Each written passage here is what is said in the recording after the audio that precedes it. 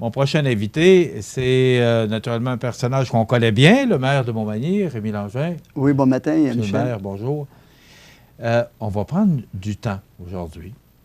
Ce que souvent la télévision ne nous permet pas, mais là, on va prendre un peu plus de temps parce qu'il y a beaucoup de choses dont je voudrais discuter avec vous ce matin. Alors, on va prendre le temps de jaser de différents dossiers. D'autant plus que je reviens de vacances.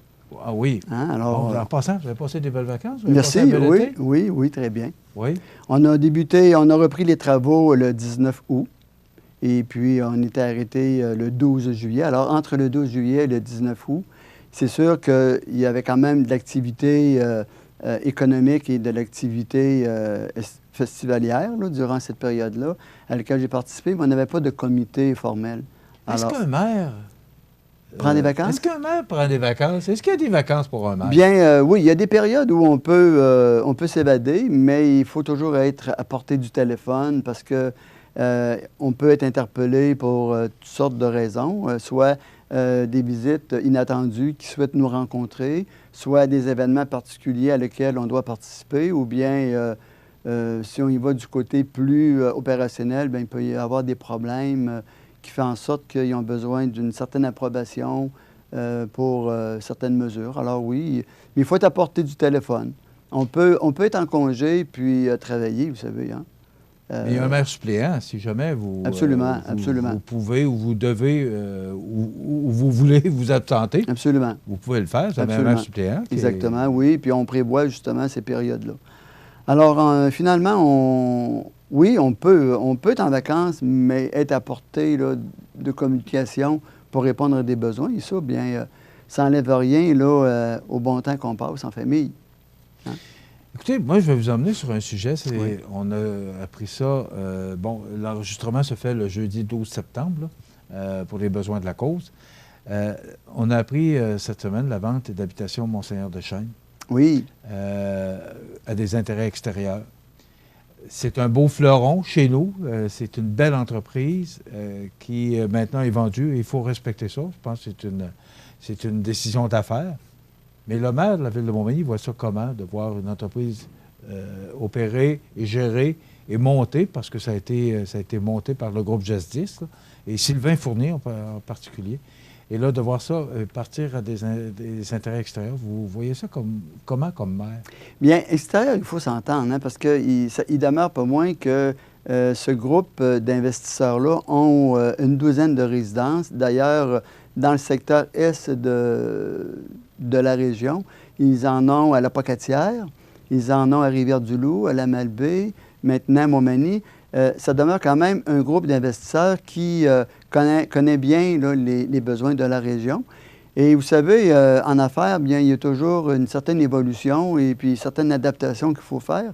Et dans ce cas-là, je suis content de voir que c'est un groupe d'investisseurs qui ont déjà fait le preuve. Ils ont fait le preuve dans d'autres régions, dans d'autres résidences, et puis que les résidents sont satisfaits, que les gens du milieu sont satisfaits. Donc, on a des gens qui prennent la relève avec une bonne réputation. Alors, pour moi, c'est gagnant aussi, là.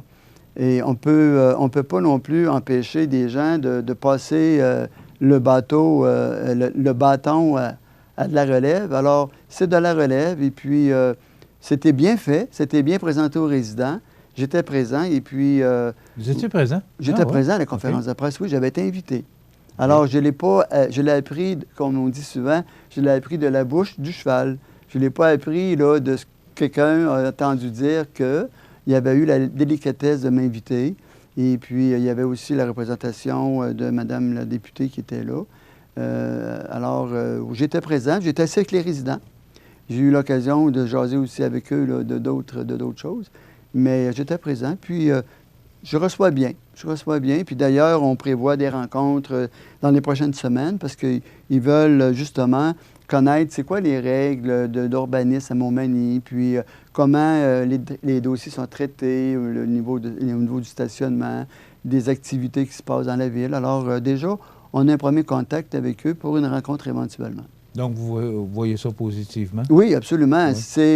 C'est même sécuritaire, c'est même positif, justement, pour l'avenir, parce que c'est pas un groupe d'individus qui s'improvisent dans ce type d'entreprise-là. Ils ont de l'expérience, Oui, parce qu'ils sont dans le exactement. domaine, dans plusieurs Puis, municipalités. Ils doivent avoir aussi ce qu'on appelle en bon français les reins solides. Hein? Oui, ça aussi, c'est bien important. Parce qu'il y a des hauts et il y a des bas là-dedans. Hein? Des fois, toutes les places sont comblées. Des fois, il en manque un petit peu moins. Il y en a un petit peu moins. C'est qu'il y a quand même un mouvement là, dans la clientèle, dans l'occupation. Ça fait que, il faut avoir, je pense, un ensemble de bâtiments où on investit pour équilibrer nos budgets. Hein? C'est un peu comme ça que je vois ça. Et oui, puis bienvenue à ces nouveaux investisseurs dans la région.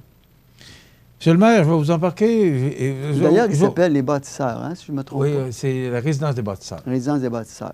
Là, on embarque, on va embarquer dans le bac. Embarquez-moi pas ce matin. Pas ce matin. Est-ce que c'était nécessaire, les bacs bruns? Bien, écoutez, c'est une continuité de la stratégie du gouvernement du Québec qui nous amène d'ici 2020, d'ailleurs, à s'engager dans ce processus de cueillette des résidus, des résidus bruns. Là, parce que, vous savez, autant on a implanté la cueillette sélective, puis on avait aussi des obligations à rencontrer avec des échéanciers auprès du gouvernement du Québec, autant au niveau des bacs bruns, on a ces mêmes obligations-là, autant aussi on a les mêmes obligations pour la gestion de l'eau potable. Alors, le gouvernement nous donne des orientations et impose aux municipalités de se donner des échéanciers, et l'échéancier pour 2020. Alors nous, on a décidé de tout de suite embarquer pour 2020. D'autres municipalités vont peut-être faire le choix de le faire en 2021, mais à cela, il y a des pénalités, dans le sens que plus nous, on récupère dans le bac bleu les matières recyclables, plus on a un retour sur la récupération. C'est que le gouvernement nous donne des redevances, si on veut, sur le volume qui est récupéré au niveau provincial. Ah, oui, okay.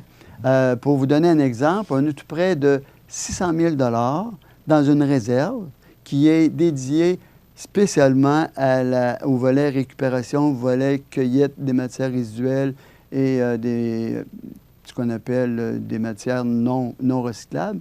Alors, on a une réserve d'environ 600 000 $ qu'on a religieusement mis à chaque année qu'on a eu des retours de ces redevances-là du gouvernement pour justement venir compenser parfois les hausses. Hein? Vous savez, si on avait appliqué au dernier renouvellement les hausses qui nous ont été imposées par Saint-Marc-des-Carrières qui enfouit nos matières qu'on ne récupère pas, bien, vous auriez eu sur votre compte de taxes une hausse importante du service de la cueillette des ordures.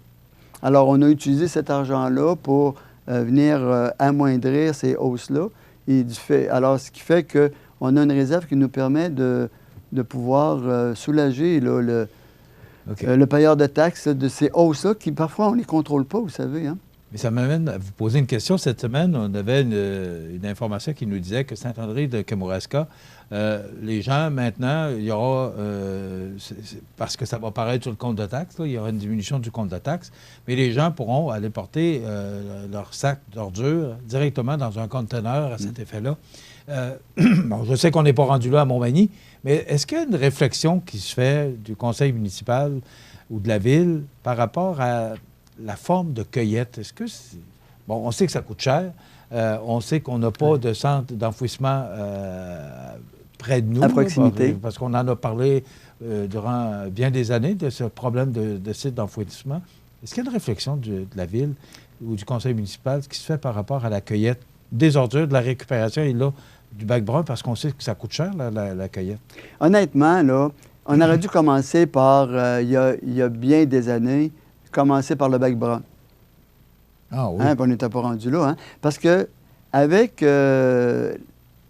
l'arrivée des bacs bruns et aussi des bacs de récupération, dans le bac des ordures, tantôt, il n'y aura presque rien. Et si vous faites l'exercice, là, parce que vous allez voir qu'il y a beaucoup, beaucoup de choses qu'on met dans notre bac d'ordures qui va maintenant aller dans le bac brun. Pouvez-vous donner quelques exemples? Bien, prenez par exemple des papiers d'essuie-tout qui ont été souillés là, par... vous avez essuyé votre comptoir et puis vous avez essuyé une sauce qui s'est répandue par terre. Bien, vous allez pouvoir le mettre dans le bac brun. Vous avez par exemple un restant d'aliments comme vous avez une canne de conserve, il reste des petits pois, ça va dans le bac brun. Puis la canne va dans le bac de récupération, le bac bleu. Vous n'avez rien là, dans votre bac d'ordures, là. Vous avez des poches de thé, vous avez les restants de table que vous allez pouvoir mettre, parce qu'il va y avoir des sacs que vous allez pouvoir disposer pour mettre dans votre petite poubelle sous l'évier, là, qui va justement venir sceller les odeurs. Vous allez pouvoir mettre vos restants de table poissons, vous allez pouvoir mettre des aliments, ce qu'on ne pouvait pas faire, ce qu'on ne peut pas mettre non plus dans nos bacs de compost qu'on a là, en arrière de la maison. Hein. On ne peut pas mettre de viande, on ne peut pas mettre d'aliments, alors que ça, on va pouvoir les mettre. Alors, ce qui fait que quand vous allez mettre tout ce qui va dans le bac brun, ce qui va être décrit dans la fiche technique, vous allez dire, mais je ne mets plus rien dans mon bac d'ordures.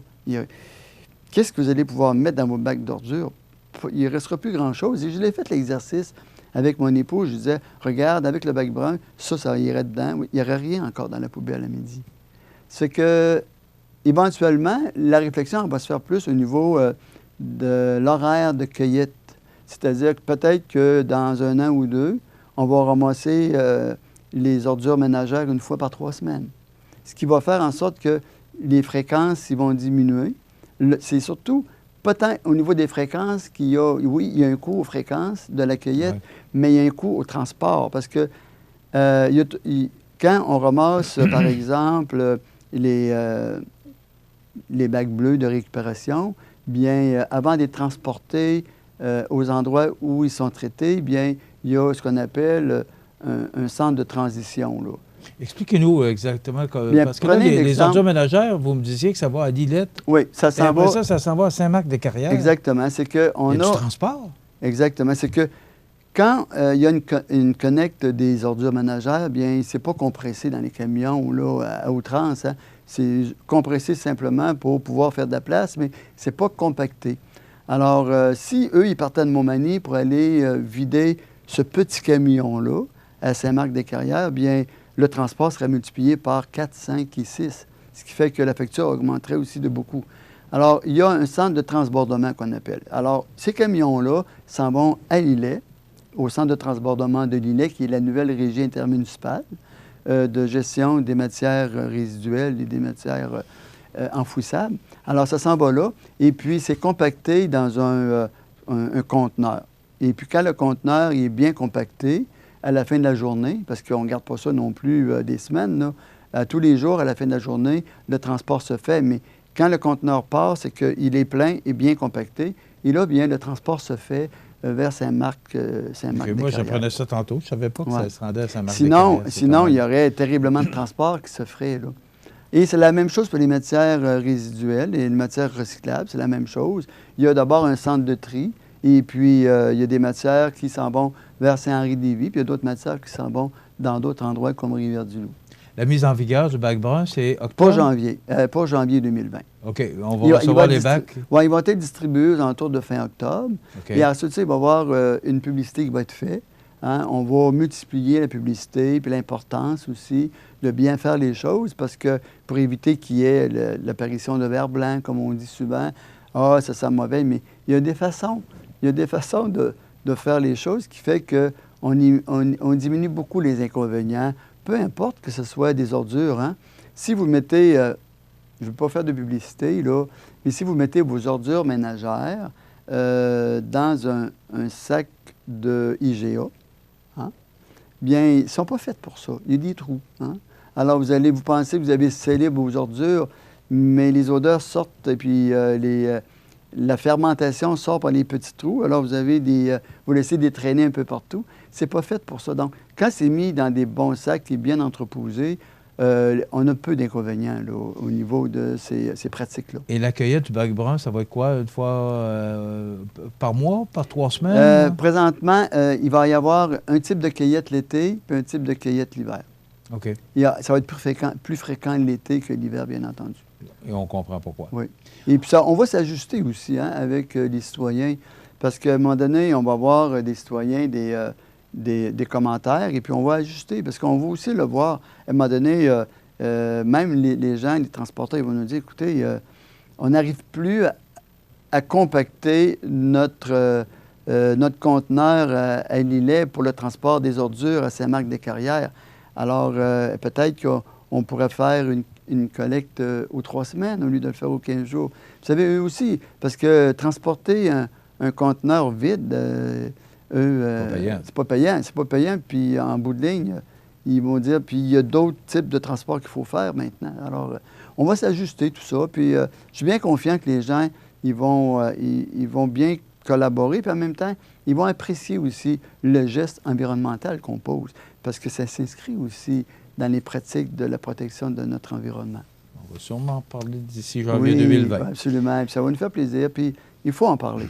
Monsieur le maire, on va s'arrêter quelques instants. Oui. Et au retour, après la pause, météo et les offres d'emploi, on va parler, entre autres, du centre d'immigration. Oui. Parce que je veux savoir où en est ce projet-là. Tout à fait.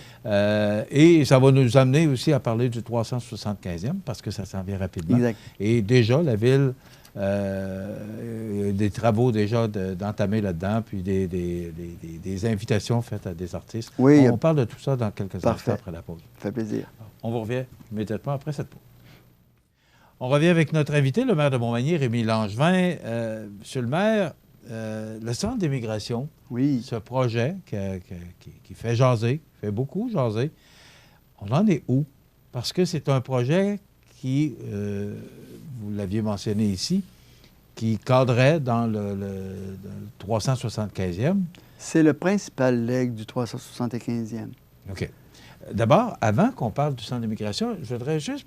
Vous nous avez présenté le nouveau logo. Vous avez des cartes d'affaires maintenant. Oui, oui. À l'effigie du logo du 375e. On le voit à l'écran. D'accord. Il est, en passant, il est très beau. Bien, moi, merci. Je trouve les couleurs, là, il ressort très bien. Expliquez-nous un peu l'idée du logo. Oui. Bien, tout d'abord, tout le mérite revient aux communications régionales de Montmagny, aux gens qui y travaillent. C'est eux qui... au niveau du graphisme, au niveau aussi des articles qui sont parfois les communiqués de presse, ils font un excellent travail. Oui, ils font un excellent travail. Alors, il faut leur dire... Et ça, je vous le dis parce que nous, on travaille avec eux, exactement. Avec elles, parce qu'il y a un garçon, puis le reste, ce sont des filles, Mathieu Sirois. Oui. Et il faut un toutes les filles, travail. Isabelle Normand, Sylviane Laure, il y a Marie-Claude Montminy, Émilie Laurando, il y a Joanne Cyr, je pense que j'en ai pas oublié. Donc... Il faut un excellent Parce que travail. nous, on travaille beaucoup avec ces gens-là, parce que c'est communication régionale, ça le dit. Exact. Et ils font de l'excellent travail. Si on prend c'est plaisant pour un maire d'entendre ça oui. aussi, parce que... non, puis il faut le dire, parce que ces gens-là, ils travaillent dans l'ombre. Hein? Oui. Et puis, si on prend, par exemple, le tailgate qu'il y a eu au mois de juin, avec puis aussi l'événement de la Coupe cette année, le 31 juillet, avec aussi un comité de citoyens, bien, tous ces gens-là ont travaillé ensemble et puis ils ont fait vraiment un beau travail et puis ça nous a donné une visibilité extraordinaire. On ne peut pas s'imaginer la visibilité qu'on a eue. Juste pour vous dire, hier, j'étais, c'est-à-dire le 11 septembre, j'étais à Québec à une rencontre du caucus des villes de centralité et on a des maires de la province de Québec qui se rencontrent là. On est 62 du caucus des villes, on était une trentaine, et puis on me parlait de la Coupe Stanley. Et puis... Ça ne passe pas tous les jours. Là. Oui. Puis j'ai été un petit peu taquin. J'avais apporté ma photo qui avait été prise avec Samuel Blais et la Coupe Stanley pour leur montrer. Et c'est ça. Rémi, alors, je vous ramène au, oui, ramenez-moi. Oui, je vous ramène au 375e. Parlons du logo, mais parce que je veux qu'on parle du centre d'immigration. Okay. Ben, alors, Jean, est-ce qu'on peut mettre le logo et que vous nous expliquiez exactement l'objectif qu'on a voulu atteindre avec le logo qu'on voit à l'écran actuellement? Oui. D'ailleurs, vous voyez qu'il y a 3 couleurs en partant. Hein? Le 3, le 7 et le 5, il y a 3 couleurs différentes. Ça, c'est pour souligner la seigneurie, pour souligner les municipalités qui font partie de la seigneurie de la Rivière-du-Sud. Il faut se rappeler que Montmagny fait partie de la seigneurie avec Saint-Pierre. et avec l'île aux grues. Donc, nous, on fait des fêtes sans, en voulant également intégrer les municipalités qui font partie de la seigneurie. Donc, on a mis les 3 couleurs et on a planifié ensemble une activité qui va venir réunir ces 3 municipalités-là lors d'un point particulier en 2021. Ensuite, on voit aussi dans le 3, bien, on veut souligner tout le volet patrimonial, historique de Montmagny dans le chiffre 3. Dans le chiffre 5, bien, c'est tout le volet culturel qu'on y retrouve. On a l'accordéon. Alors, principalement, on y retrouve dans le chiffre 7. Le chiffre 7 et la musique pour l'école de musique, etc. Et dans le jaune, bien, c'est tout le volet industriel, parce que Montmagny, il s'est développé avec les industries, comme toute autre municipalité. Et puis, on voulait souligner l'apport important. Et d'ailleurs, dans le cadre des fêtes du 375e, on veut vraiment faire un gros clin d'œil aux entreprises du milieu qui rayonnent à l'international.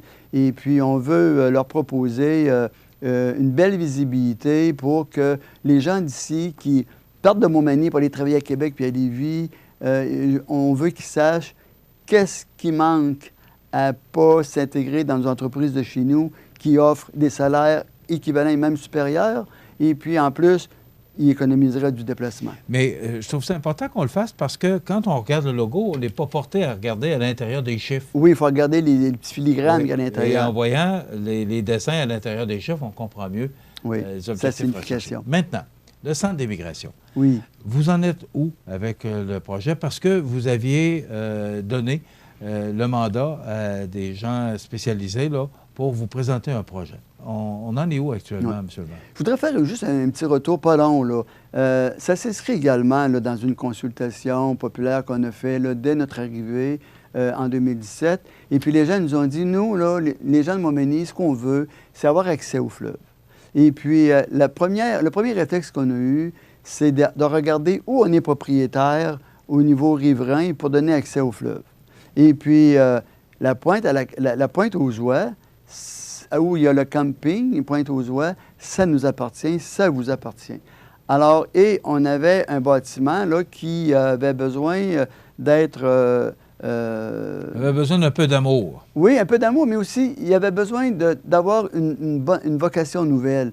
Et on entendait en même temps les gens nous dire, bien, on n'a pas d'endroit à Montmagny où on peut se regrouper, où on peut faire des activités, puis on peut aussi avoir accès au fleuve.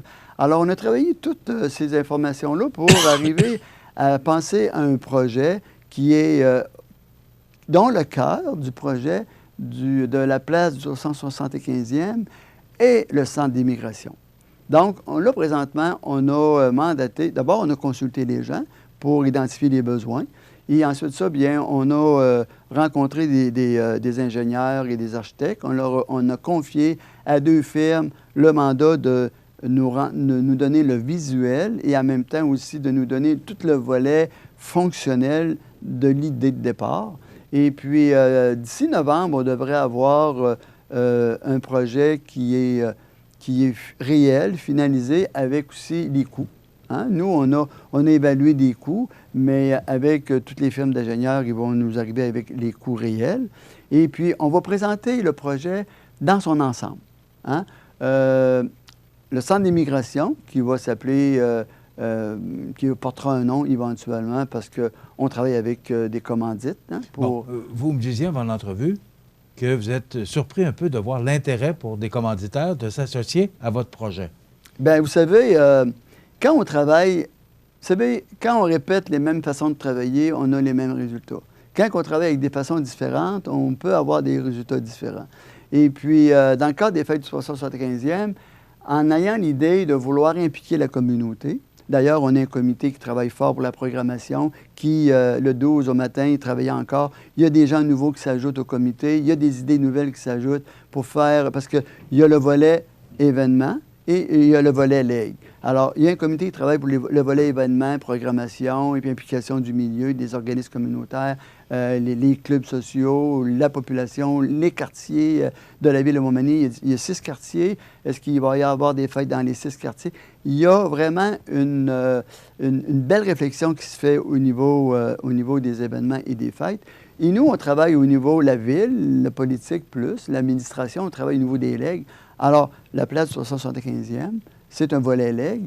Et ça, on va présenter l'ensemble qui est le cœur de ce qui va se passer dans le bassin.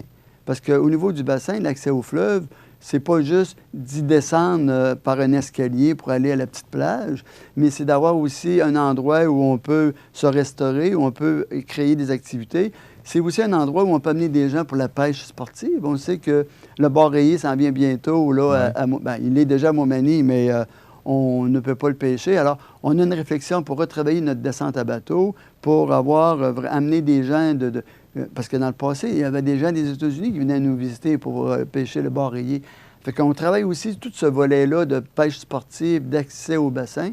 Et puis, bien sûr, on n'oublie pas aussi la population en général qui vont venir voir ces installations-là. Ils se rendent jusqu'à la pointe à la Caille pour y faire certaines activités avec des aménagements nouveaux. Une piste cyclable qui éventuellement va déboucher dans un nouveau développement résidentiel dans ce secteur-là, avec une piscine nouvelle, avec un camping, avec aussi des installations récréatives qu'on travaille présentement avec des promoteurs privés.